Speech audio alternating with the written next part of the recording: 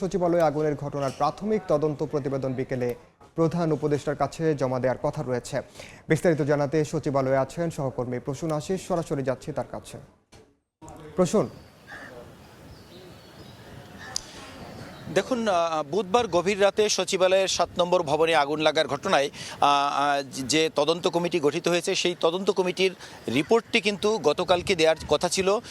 সেটি গতকালই আমাদেরকে জানিয়েছিলেন এই তদন্ত কমিটির প্রধান স্বরাষ্ট্র মন্ত্রণালয়ের সিনিয়র সচিব নাসিমুল গনি। তিনি জানিয়েছিলেন যে মন্ত্রিপরিষদ বিভাগ থেকে আরেকটু সময় বাড়িয়ে নেওয়া হয়েছে এবং সেই রিপোর্টটি আজ বিকেলে প্রধান উপদেষ্টার কাছে জমা দেওয়া হবে বলে আমাদের জানিয়েছিলেন।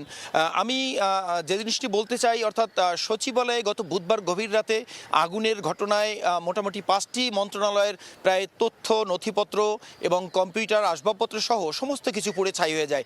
এর পরপরেই তোলপাড় হয় সব জায়গায় এবং আলোচনা সমালোচনার ঝড় ওঠে এবং তার পরপরেই কিন্তু সচিবালয়ের নিরাপত্তা ব্যবস্থা জোরদার করা হয় এবং এরপরে একটি অর্ডারে সচিবালয়ে গণমাধ্যম কর্মীদেরও প্রবেশ বন্ধ করে দেওয়া হয় এবং দর্শনার্থী যারা আছে সচিবালয়ের কর্মকর্তা কর্মচারী ছাড়া কাউকেই আর প্রবেশ করতে দেওয়া হয়নি। তো গতকাল বিকেলের দিকে গণমাধ্যম কর্মীদেরকে প্রবেশ করতে দেওয়া হয়েছে।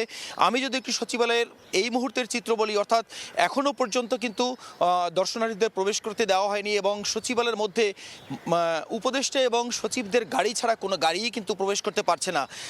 এই হলো সচিবালয়ের মোটামুটি এই মুহূর্তের চিত্র। আমি আরেকটি বিষয় একটু জানাতে চাই যে অন্তর্বর্তী সরকার গঠনের পরপরই কিন্তু বিভিন্ন খাতে সংস্কার করার জন্য 11টি সংস্কার কমিশন গঠন করা হয়েছে, যার প্রথম করা হয় 6টি সংস্কার কমিশন। যে সংস্কার কমিশনগুলোর কথা যদি আমি একটু বলি, নির্বাচন ব্যবস্থা সংস্কার কমিশন, দুর্নীতি দমন সংস্কার কমিশন, সংবিধান সংস্কার কমিশন এবং বিচার বিভাগ সংস্কার কমিশন, জনপ্রশাসন সংস্কার কমিশন। তো এই 6টি সংস্কার কমিশনের মধ্যে এই 6টি সংস্কার কমিশনের আজকেই ছিল কমিশনের প্রস্তাবগুলো জমা দেওয়ার কথা, কিন্তু আমরা প্রত্যেকটি সংস্কার কমিশনের প্রধানদের সঙ্গে কথা বলে কিছুক্ষণ আগে যেটি নিশ্চিত হয়েছি যে প্রথমে গঠন করা 6টি সংস্কার কমিশনের মধ্যে নির্বাচন ব্যবস্থা সংস্কার কমিশন প্রস্তাব জমা দেবে 3 জানুয়ারিতে। যারা আজকে দিতে পারেনি এবং প্রস্তুত করতে পারেনি তাদের প্রস্তাবটি, দুর্নীতি দমন কমিশন এবং সংবিধান সংস্কার কমিশন প্রস্তাব জমা দেবে 7 জানুয়ারি, পুলিশ সংস্কার কমিশন তাদের প্রস্তাব জমা দেবে 15 জানুয়ারি এবং বিচার বিভাগ এবং জনপ্রশাসন সংস্কার কমিশন কবে জমা দেবে সেটি এখনও নির্ধারণ করতে পারেনি।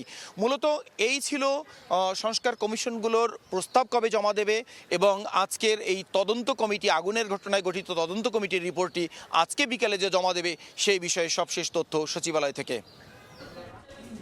সরাসরি যুক্ত ছিলাম সচিবালয়ে।